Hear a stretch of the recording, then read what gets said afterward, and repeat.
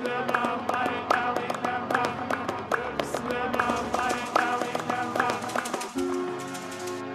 just want to introduce our wonderful guest today, Juanita.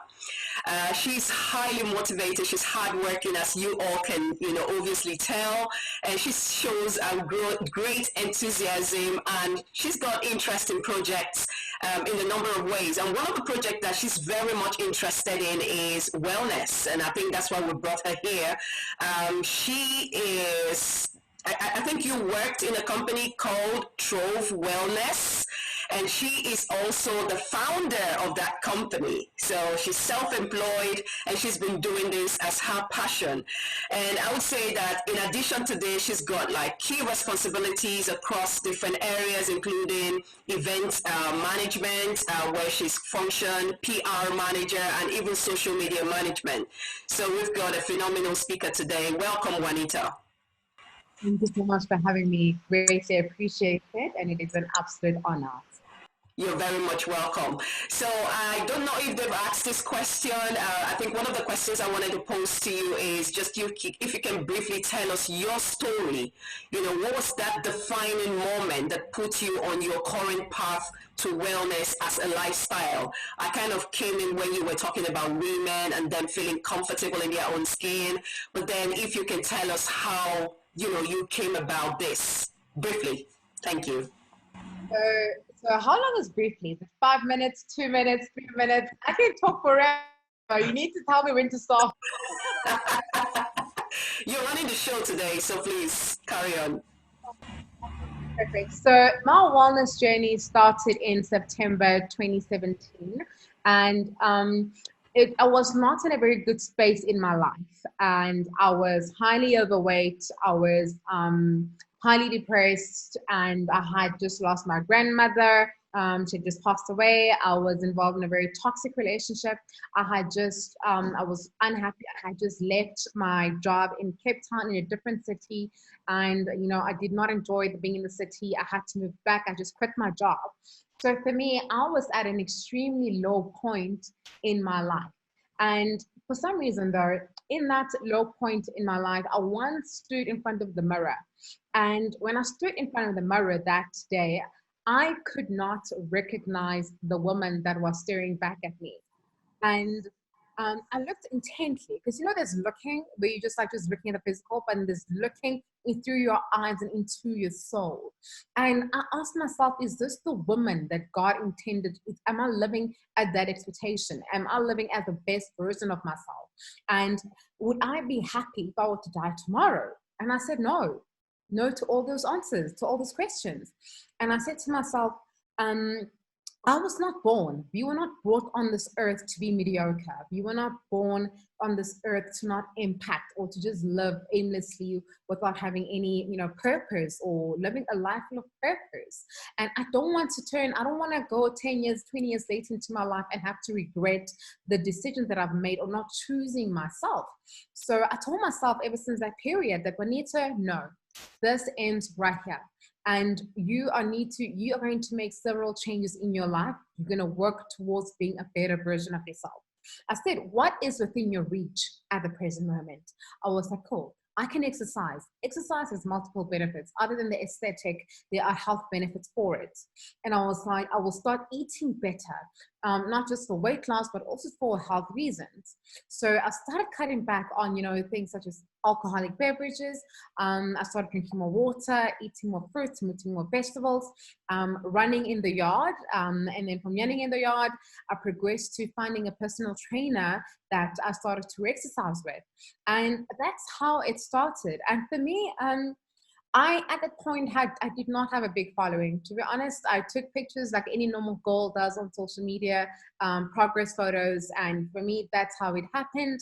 And a couple of months down the line, yes, I had lost the weight that I needed to be. I was in a much better space physically, mentally, as well as emotionally and spiritually. Not the best, but a much better space than I was initially when I started that September.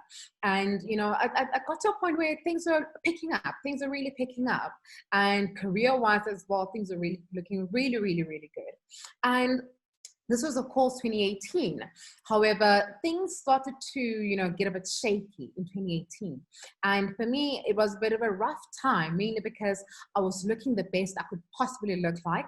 I had one of the best jobs. I worked as a senior brand manager at L'Oreal. L'Oreal is a global cosmetics company. And, I was looking after the most beautiful beauty brands. And to anybody looking from the outside, I looked like I was living the perfect life, and in June 2018, almost close to a year after I started the physical aspect of my wellness journey, I was diagnosed, of course, with depression, anxiety, and insomnia, and I had a burnout. And for me, it came as no surprise, to be quite honest with you, because a lot of times we know how to fix the outward. You know how to fix gaining weight. You know how to fix when you get a scar or when you fall and you get a sore. You know how to fix that with, medication. You put on a plaster and you heal it. But a lot of times we have never been told or taught how to heal the internal part of ourselves. And I'm talking about how to heal mentally, how to heal spiritually, how to heal emotionally. We were never taught that. Unfortunately, we did not have the privilege of such from our parents, and mainly because they did not have the privilege either, or they did not know better, or else they would have taught us better. So when I was diagnosed with mental illness and a burnout, I was off work for about 2 to 3 months.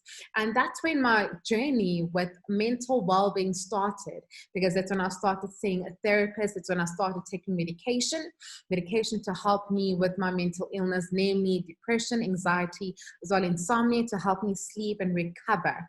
And it was at that point in my life when I realized that, all this time, yes, I got it right, the fitness part, but I did never ever consider, being mentally, spiritually, and emotionally fit. And that's when I realized that my approach to wellness was okay so far, but I realized that it was not complete. And it was not complete because I neglected all these other pillars, which are so important. And it's so important because everything starts with the mind. If you think about it, the decision to wake up in the morning starts with the mind. The decision to choose to be optimistic starts with the mind. The decision to choose to be disciplined starts with the mind. A lot of the decisions and choices we make really start with our mind. And the fact that we are not practicing self-care mentally on a regular basis is a problem. And we don't realize that, you don't necessarily have to be mentally wrong or sick in order for you to take care of your mental well-being. Just like keeping your body regulated and healthy, we need to do the same for all the other pillars of wellness. And it was at that point in my life that I realized that I need to develop a more holistic approach to wellness. And that's when, as a result of my mental illness, I started incorporating all the other factors. What does holistic wellness mean to the ordinary person? It literally means incorporating more than one facet to wellness. There are 4 pillars. There's the physical one, there's the mental one, there's a spiritual one, and then there's the emotional one. And you need to realize that it's like a car with 4 wheels. You can go buy the most grandest, the most expensive tires, but if you don't have just one tire that's missing, the car's not going to move. It's not going to move. And it's one of those things where you can get away with, with not taking care of certain elements, but it eventually catches up to you and you're eventually going to have a burnout. And the same thing should apply to wellness. You need to have a holistic approach to it, where you realize that it's not just about the aesthetic. Yes, it's great, look good, but you need to be fit in other aspects of your life. And it is only in that manner that you get to experience true healing, and that you get to actually cultivate the best version of yourself and the woman that you are truly intended to be.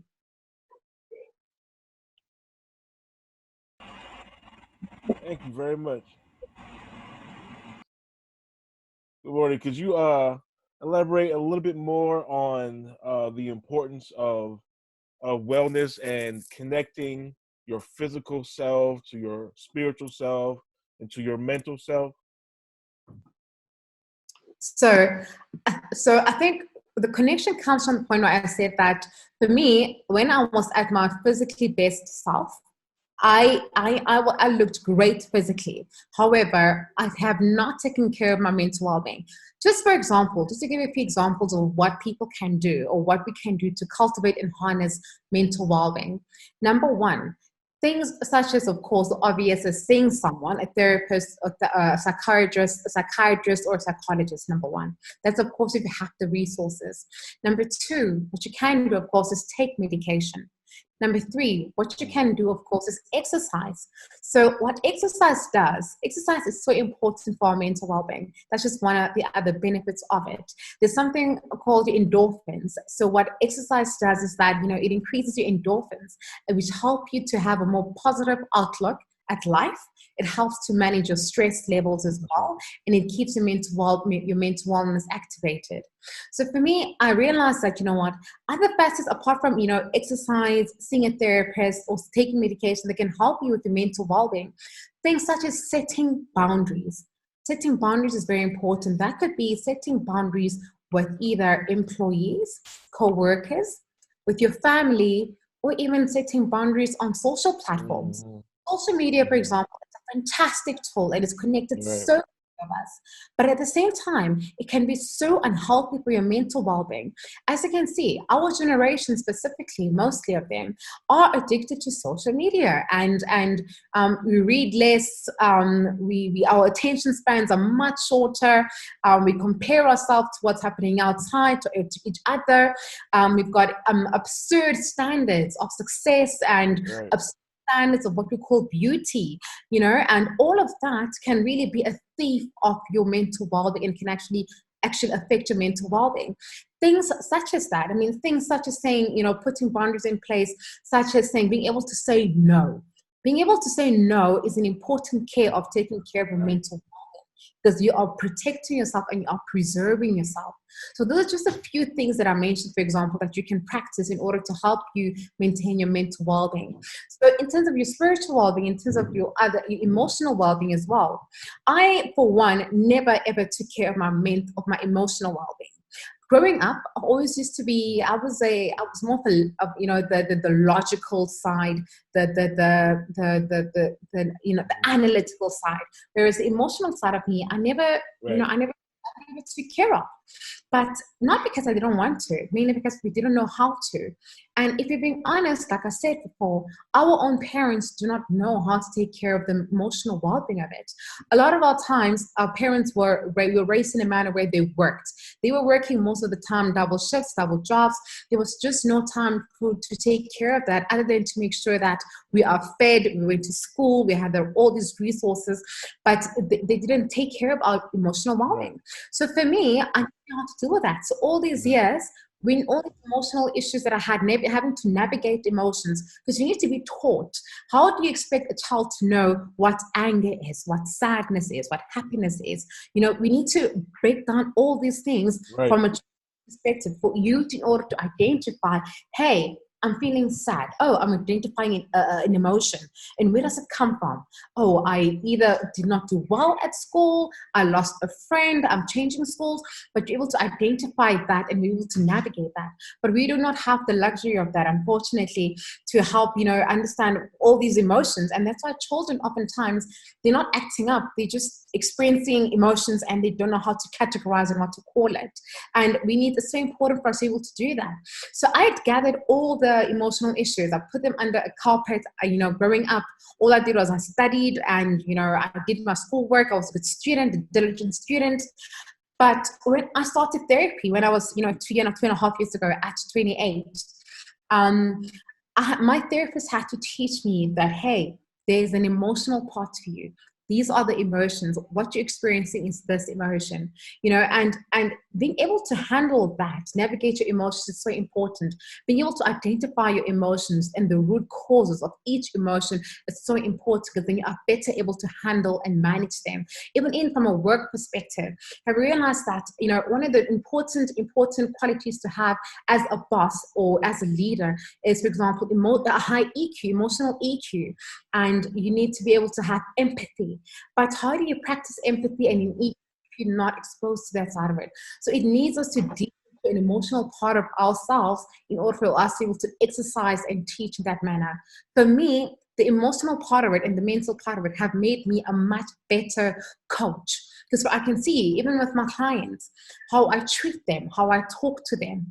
It comes mainly from the EQ side of it. You know, telling people, be kinder to yourself. I have had to practice kindness to myself in order for me to be able to tell people, be kinder to yourself. We all make mistakes. This is how we move away from it. So we need to have a very, very holistic approach, even in leadership, in what we do.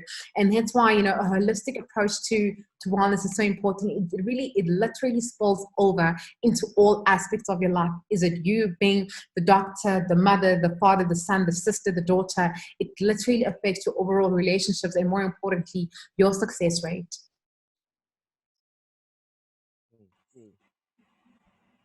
Wow, amazing. I like the fact that you touched on the emotional part of it, because I'm from Nigeria, and you know most times men are being taught you have to be a man, you have to be a man.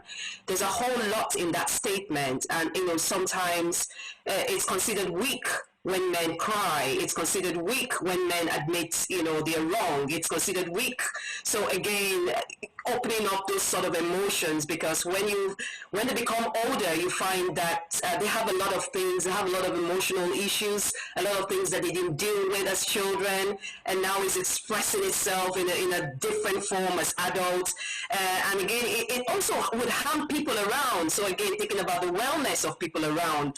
And I did like the points that you mentioned around being kind to yourself. You know, just give yourself a break, because sometimes people don't do that. We're always tough on ourselves, always trying to push ourselves a little bit harder. Now, I want to ask a question, you know, from what you've been saying. Tell us about, I'm kind of curious to know about your personal routine.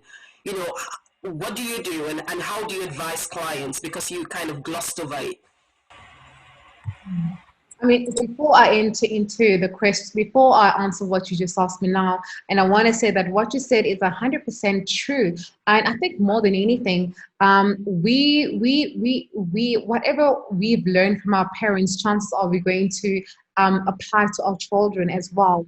And the majority of us don't have the most right or developed template of being a father, of being a partner. So we basically just mimic the toxic certain behaviors, and because that's all we know. So especially as men, we put so much pressure on them. Hence why it's a silent disease. And so many men commit suicide, and that's mainly because of the responsibility and all this, because the society has put so much on them, and we've just not regarded them as human beings. And the second they show that side where we regard them as not being man enough. So there's a lot that we need to dismantle regarding mental illness or the role of being a man in society in 2020. And fast forward to what you said right now, in terms of my routine, I believe in having a routine that works the best for you and considering your lifestyle. Hypothetically speaking, on a normal day, I make sure that the first thing I do when I wake up, I try and meditate for about 30 minutes. I try to not reach for my phone. And the reason behind that is that the second you reach for your phone, you are allowing the external world to set the tone of your day, of the rest That's a of good your point. day. You open That's up a your good phone, point. WhatsApp, this, when what happens, your mind is already spiraling to so many things, and you are already anxious. You are anxious in the, like, right there sitting in your bed. Your bedroom is supposed to be the one place where the world cannot access you. The A second we need sanctuary. commanded in so many ways. You need to have at least that one room, your bedroom, where it's things operate and move according to your pace, according to your energy, and you set the tone for it. So that's why I believe that, you know what, put the phone aside, switch off that alarm clock. Don't look at your emails, don't look at your WhatsApp. And then the second thing you need to do, go for a cup of coffee, if it means that. Cup of coffee, you know what, meditating doesn't have to be you sitting on a yoga mat kumbayaring. No, even if it means sit outside, watch the sunrise, even if it's for 30 minutes, being present in the moment. Being present is one of the things we struggle with, especially because we are so busy. How many of us, for example, eat our food while on our phone, answering emails at our desk? We're always trying to do a million things at once. We are never present enough. And what we don't realize is that us being present is robbing us of life so much. And then after that, I either go straight to gym, another hour of working out, and then come back home, and then I start working. That's normally my perfect routine, the ideal routine. But truth be honest, not all days are the same, and some days requires, certain things happen, circumstantial things. So on some days, what I'd rather do is that I'll rather have my immediate to-do list. So what I'll do is that when I have my 30 minutes of either Bible reading or listening to gospel praise and worship, that's what I normally do. I prefer to either read my Bible or I listen to praise and worship. I absolutely love Sarah Jakes Roberts. She's got a podcast and she's also on YouTube. She's a pastor, and I believe that she's really one of the people that have helped to send to me spiritually.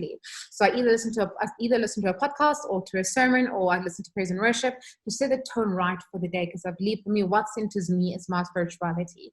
And then thereafter, like, I go to gym. Or if it happens that the day did not go according to plan, I'll start off with, for example, a little bit of the Bible reading, praise and worship, and then I move on to the immediate or most urgent to-do list. I complete that, and then I move away, close my desk, and then I go to the gym, and then I get in my an hour and a half of exercise, and then I come back, and then I work. I try to stop working at a certain time. And what I try to do is that I try to have an hour before bedtime, an hour of what I call it socializing. So it's not really socializing, but it's catching up with mom or dad or my brother or my sister, because our lives are just so busy. I try to be very intentional about it, and because I'm not good at it, so it's one of those things. I even make reminders. I set reminders on my phone. Monday at a certain time, 8:30 or 8 o'clock, call mom, call dad, call brother, call sister. It's intentional things that I do in that hour of catching up with whatever needs to be caught up with, and that's what I do. I try to be in bed by 10 o'clock, lights out, latest.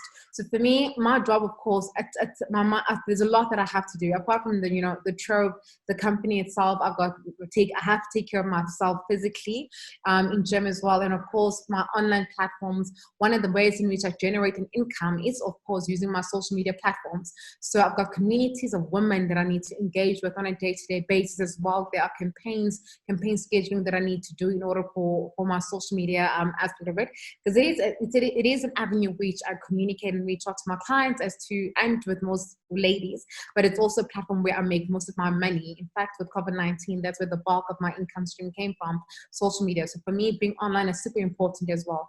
But having those moments, that hour, 2 hours in the morning, that hour before bedtime, and what I do, I have on my phone, I've got a certain time limit. It's at 10:30. It's an iPhone. I'm not sure how many phones have that, where it blocks phone calls. Only calls from my mom, dad, or sister come through after a certain time.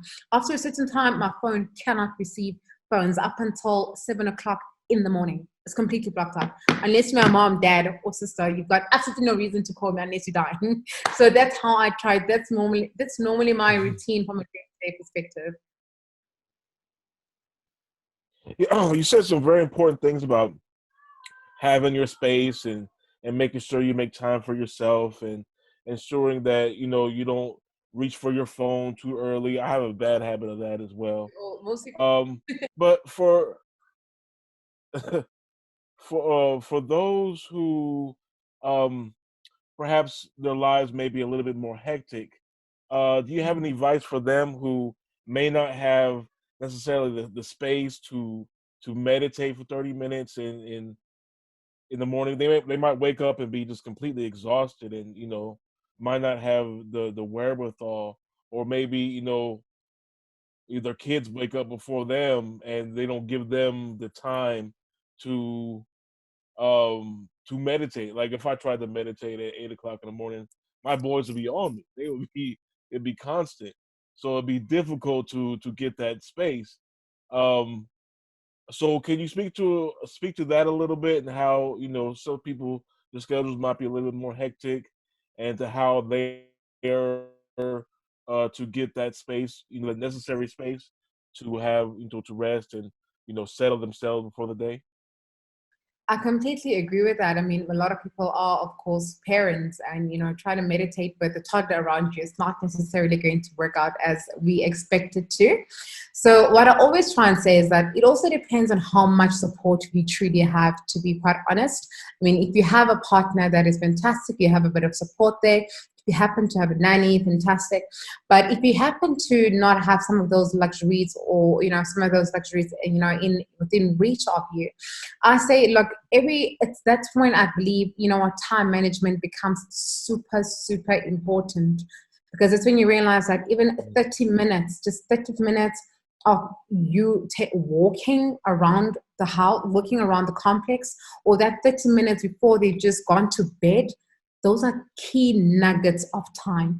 It's so crazy. That's when literally you have to have a diary, and your diary has to be so set up in a way that, what, if you can, children go to bedtime at 8:30. If they're in bedtime at 8:30 or 8 o'clock, that there's 30 minutes in between there. That 30 minutes of time, that is a potential nugget for you to be able to actually get some you time in.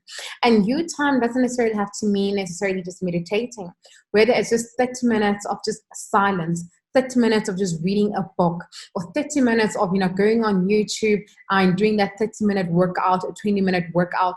That's all you need. So that's why I think that the more advanced and the more complicated your schedule is, that's when more structure is actually required in order for you to be able to have that nugget of time. If you potentially have a mom that's still around, you could potentially maybe one Friday in each month, let them sleep over either at the grandmother. Well, that you've got that one Friday where it's just you, and that's just simply you and your partner, or you. So it's about just being intentional, because we are never going to have the time for it unless we make the time for it. And like I said, certain things we hope that they just happen. They don't just happen. You're gonna have to be extra intentional about it. Time management is super important. It's super critical. Even if it is you walking to work, you walking to school, that right there is 30 minutes of time for you to just breathe and let it out. Just breathe the air, put your phone away, and just walk, have a peaceful walk, connecting with nature. So it's about finding, it's something we need to see. Are we using our times as productively as we wish to be, or as productively as we claim to be? And certain things keep us busy, but are they productive? And so we need to then go back and to really reevaluate our times and what we do with our time, and say, am I pretending to be busy? Am I busy being busy? Is this really necessary right now? Do I really have to do this right now? Is someone's urgent thing urgent? Is what is urgent for someone else? It's urgent because of time, because of lack of time management. Now it's become urgent in your schedule. So it's about us evaluating your schedule and truly seeing, are you spending your day as optimally as you potentially can? The things that can wait, are you making them wait? You see where I'm going with this. Certain things, just email comes in now, doesn't mean that it commands your attention now. And hence, for example, what I do as part of also setting boundaries is that there are no notifications on my phone. None, not a single one. The only thing that comes is phone calls and a text message. So all social media platforms, even WhatsApp, even chat, everything else, I get no notification. Because you know why? Because I believe that with notifications, WhatsApp comes in, Instagram, Twitter, email, they automatically interrupt the quality of your life. They automatically interrupt what you are doing, and they're taking your mind away from that. What I do, like I said now, no notifications on my phone whatsoever. The only time I see WhatsApp notifications or any other notification is if I go to the particular platform. And another thing I don't do as well, to try to maintain my mental well-being, I don't watch the news. I'll be very honest. I don't watch the news, and it's a decision which I've intentionally made to do, because there's so much negativity. And you need to evaluate the mental space that you are at a point in time. And, with COVID-19, every single day on social media, in the news, there's a passing. It's RIP, there's condolences to this, especially right now. That could be extremely triggering for your mental well-being. So if you need to tell yourself that, what, I'm going to shut off Twitter for a day or a whole week because it's not good for my mental well-being. That in itself, those acts are acts of you taking care of your mental well-being, or taking care or practicing self-care, which are very important. Wow. Thank you so much, Juanita. I just want to ask you a question because you touched on something about making sure that you protect your time, you protect your space. In Africa, we're very, collectivists in nature. And, sometimes, people would request favor and things would get in. You plan your day and all of a sudden you have to do a favor for one aunt or for a dad or somebody. How do you how do you draw the line, because it's difficult to say no, isn't it? In individualistic society it's easier because you have your work life, your personal life all segmented, but in Africa it's like all it's all mixed up. So how can you, because a lot of us kind of struggle with these things, especially when you're asked a huge favor from someone you respect, you can say no and you've got your day planned out. So how do you mitigate against things like this? I will give you an idea of how I've managed to set boundaries with my parents, or with my family, with my siblings. For example, if my mom were to ask me something, and I think for me, it's about inviting your family into your world as well. It's very hard for them to understand what you do or to understand your capabilities and your forces if they are not a part of your world. That's what I realized with my family. So what I mean by that is that, for example, my mother knows my diary, or she knows, she may not fully get everything, because she's not the most educated, of course. But for example, if she needs me to go pay the TV license for her, which is a request which comes from her every now and again. I tell her, Mommy, I'm at work right now. Yes, I want to do it and I will do it. I am busy in a meeting right now. Do you mind, please, if I go either an hour or two later? That is, for example, letting her know that because they need to know that you're not just sitting at your desk and just chilling and tumbling with your phones on your phone, or the fact that if you don't have children, it means you've got all this free time in the world and got all this money in the world, then or else they will start treating you that way, or they'll still see you as a little girl, and the request will still they'll still treat you that way. I think for me, with my parents, even my sister, even my brother, I had to tell them before that, hey, because I used to just take. There was no boundaries, and because I'm the youngest one, that's all they did. But they don't realize that it's not just you, mom. There's dad requests, sisters requests, brothers requests, nephews, siblings. Everyone's requests are coming in different directions, but they don't see that. They think it's just them. And it was part of the reasons why I had a burnout. So I had to communicate with my parents. I had to try and make them understand as best as I possibly could, in the most layman terms, make them understand what mental illness is and what it meant. So for example, I was, like in debt because of family.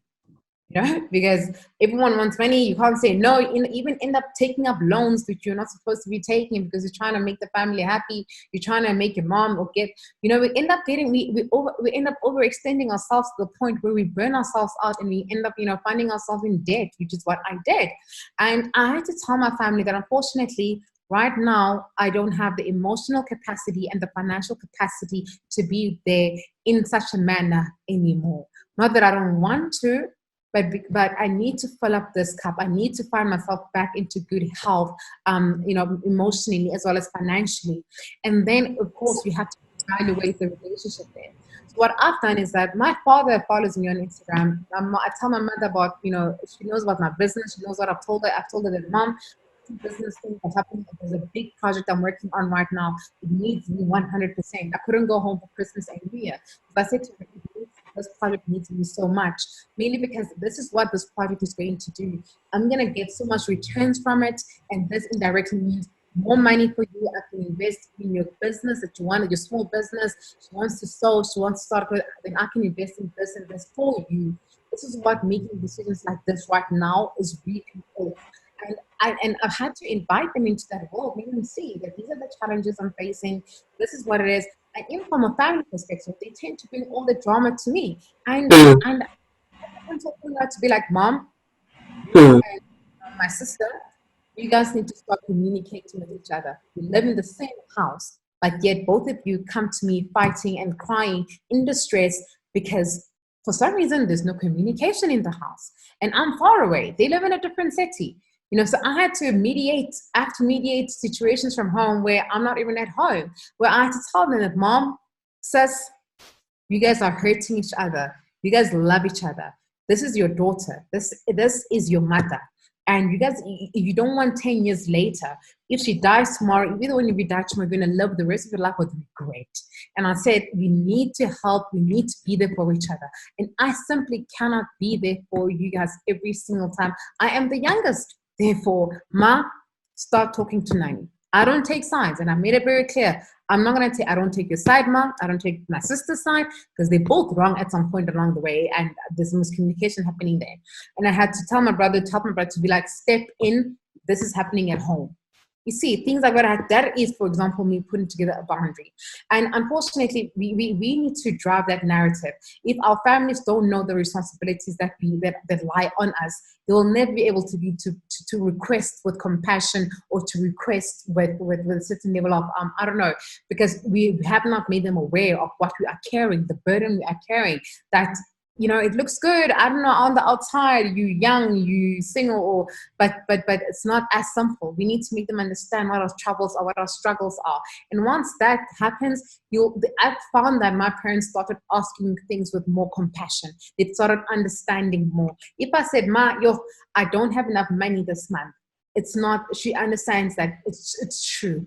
And it's not that I don't want to, but Mom, next month is a better month. Business did not do well this month, so I communicated to them, not just I don't have or nothing. Then they don't have context, and they'll forever see you as a little girl they grew up with if you don't show them that you are a different dimension. Now you're a woman now, and there's certain responsibilities that come with that.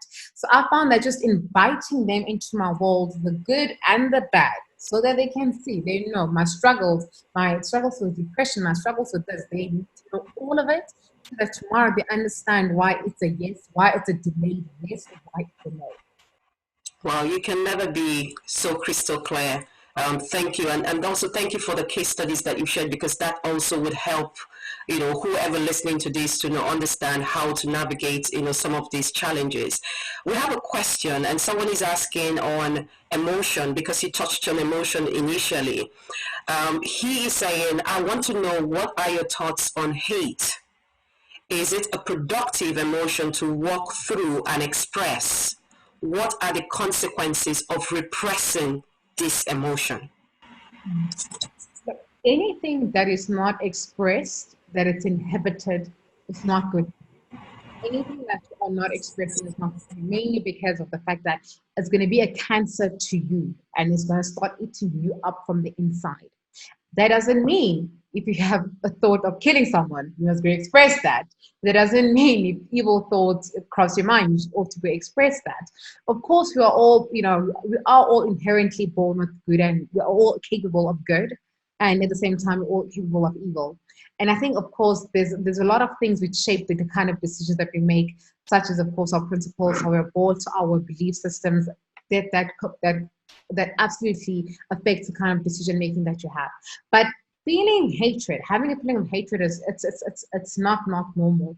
Hatred is an emotion as well, and it is normally built in as a result of something. Which is why for me, it's not a matter of being like, why are you experiencing hate? You're abnormal. No, that is very normal. And I think the important thing, the person that's asking knows where it comes from.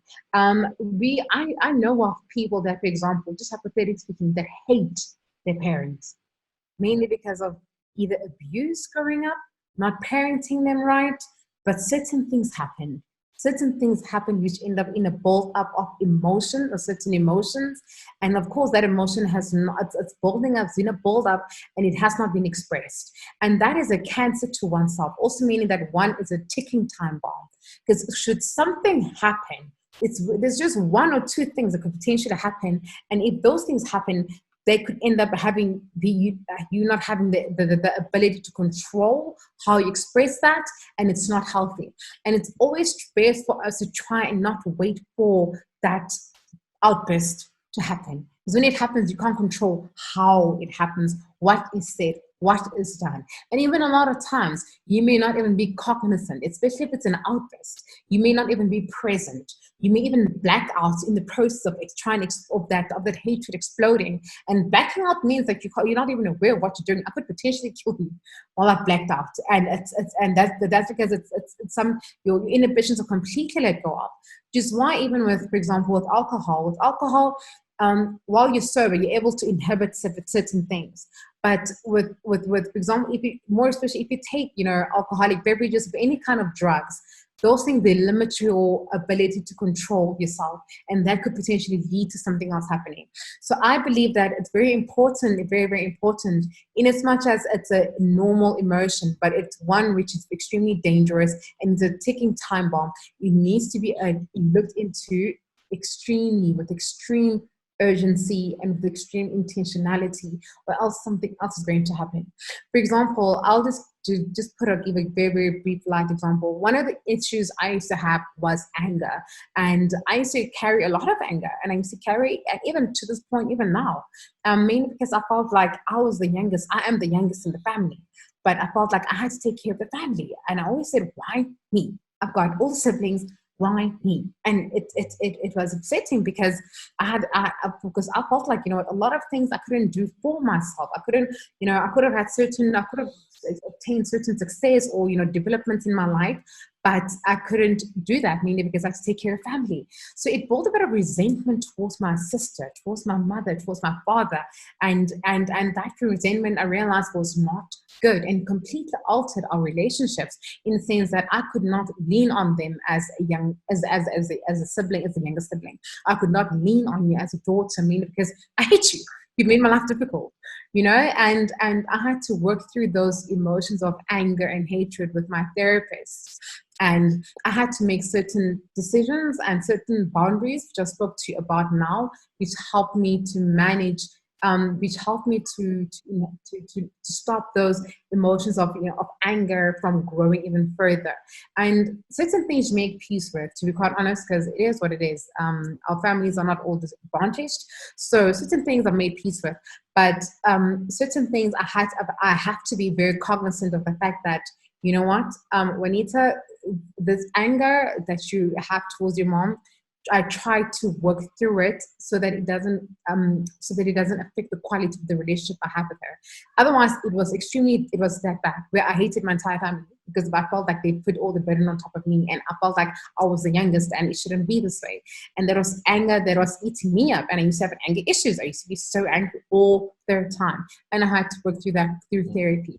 So so hatred is it's a valid feeling, because we don't want to invalidate anyone, and don't chase it away.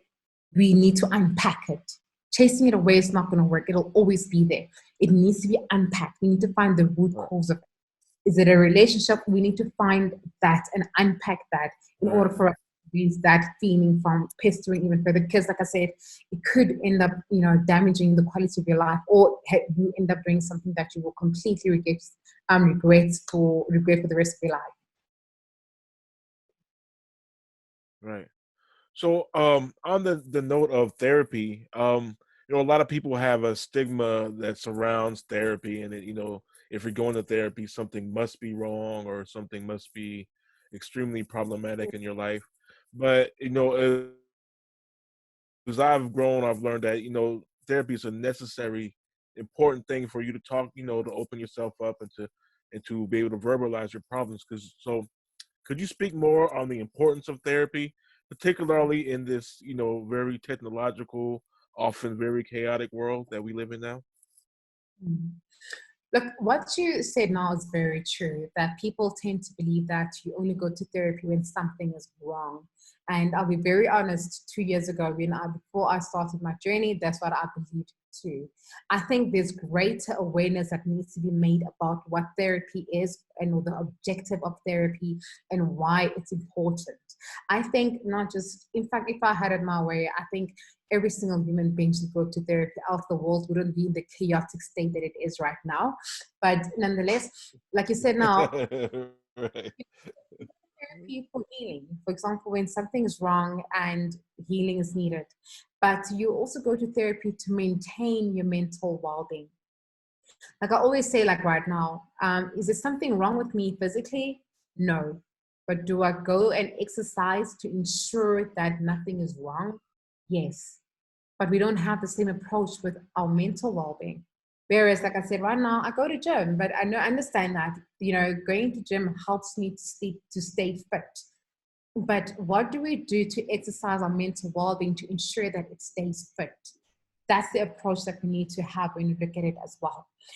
We need to drive more education around mental illness and therapy, because like you said right now, especially in our communities, I mean, I'll be fair, I'll tell the truth, in our community, Black community in South Africa as well, it's a taboo topic, and even mental illness is still taboo here. I mean, if you're going to go tell someone in our Black community that you've got depression, what is that? They'll tell you that's white people issues, that's white people problems. What do you mean you've got what do you mean you've got anxiety? They'll tell you to snap out of it, go pray, Right. for your life. That's Right. okay. They'll tell you, Or be tough it out. Yeah. go pray, and you are being, I don't know what it is. You are being ungrateful because you've got a car, you've got a house. How could you be depressed when you're so successful? And that's because it's unfortunate. It's our parents' upbringing, and to a large extent, it can be unlearned, but a lot of them, let's be honest, it's not going to get unlearned. It's behavior that is ingrained in them, and it's behavior which they've inherited. Our families, bearing the history of our countries, our families, our mothers and fathers come from very, very violent histories. I mean, we had apartheid in South Africa.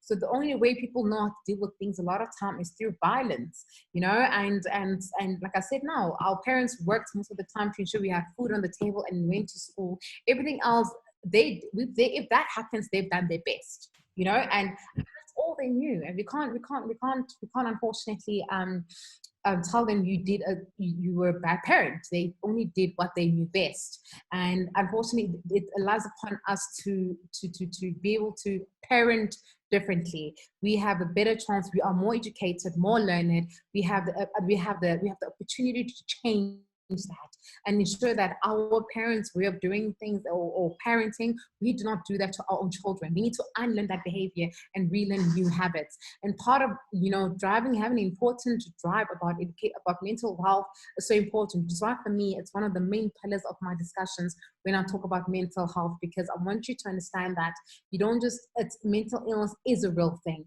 Just because you can't see it doesn't mean that it's not there. And that's the problem. You tend to go around because you can't see it and you think that it's not there, but it is there. A lot of the problems that we have come from childhood, along the way we develop them, but we don't ever deal with them.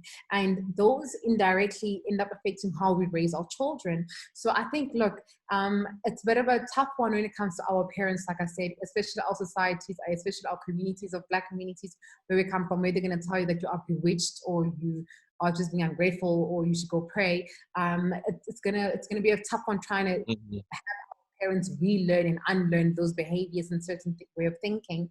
But we here as a generation, and we are here, be more educated. So let us do better in order to teach and educate and drive more awareness around mental illness and why therapy is so important for your well-being, and why you can go there not just when something is wrong, but just to maintain your mental well-being. And we need to drive that education. We need to drive that, because unfortunately, like I said, it's I don't want to say it's a fight we've given up with our parents, but we know where they come from, and they're very stubborn. The older they are, the harder it is for them to unlearn or to accept new ways or modern ways of doing things. So I think we need to drive the mental health education more, and we need to particularly drive with men as well, mental illness in men. And we need to start realizing that our mental health really, really, really is the pillar of it all. Like I said, every single decision that you make when you get out of bed, it is all mentally. It comes from there, and we need to stimulate that. We need to harness that, and we need to really look at certain things that are inheriting us and learning and healing from past and childhood traumas. So that's my take on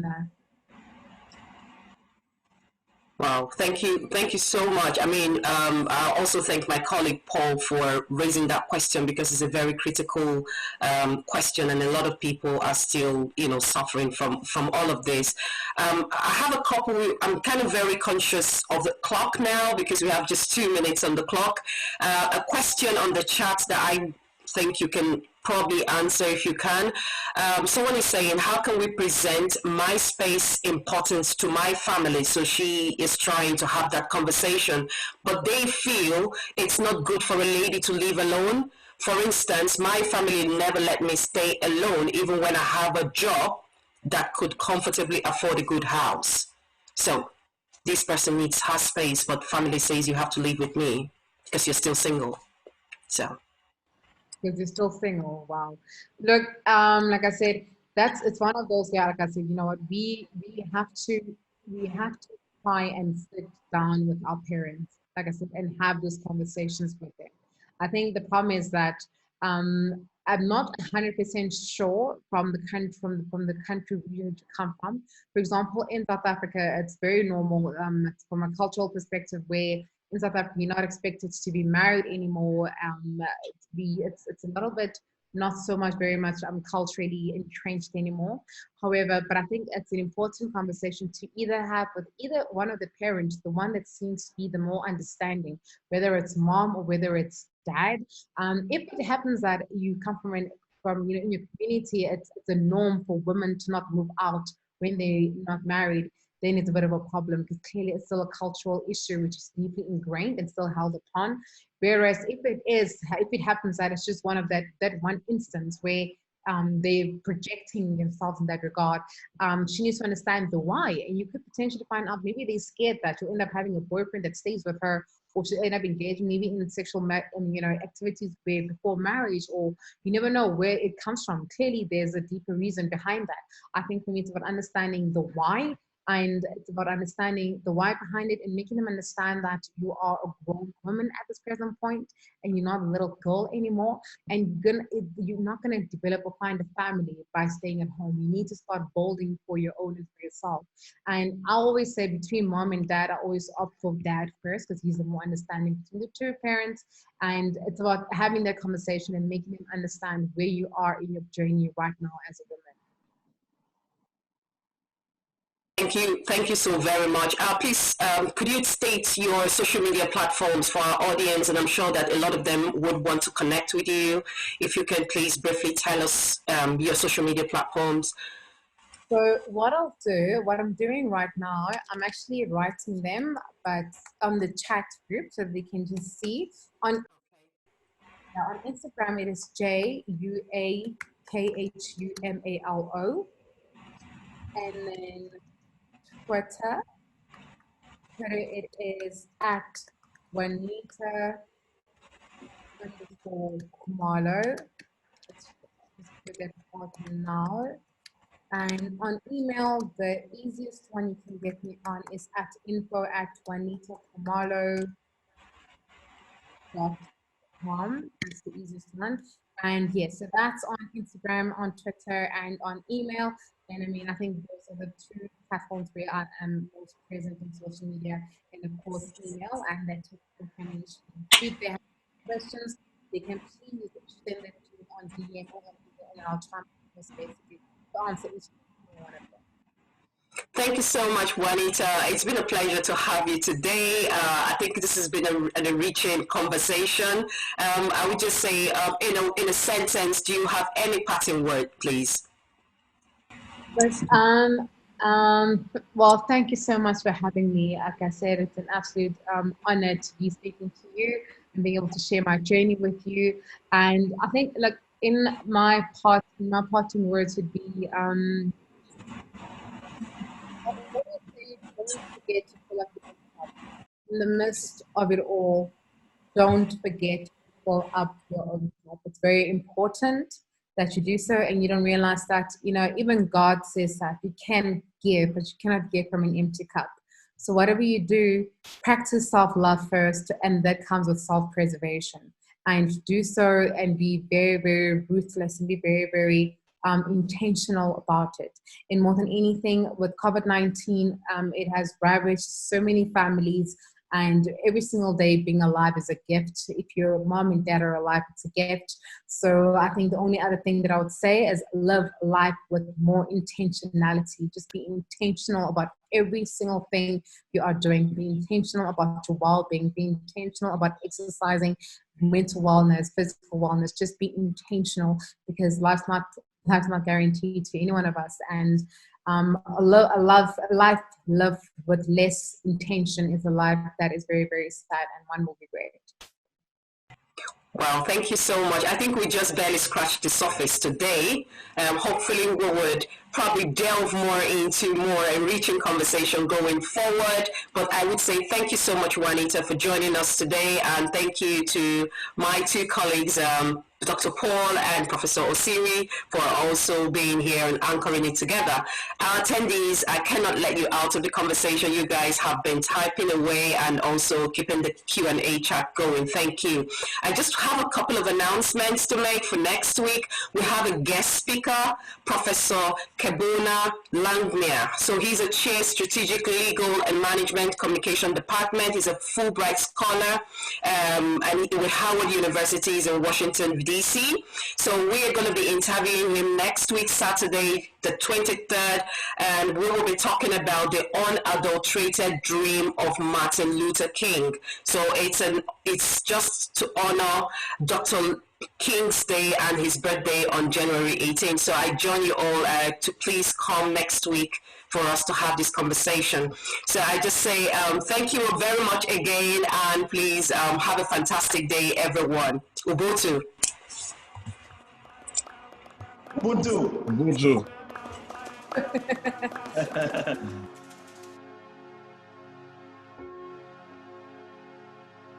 Booyah, booyah.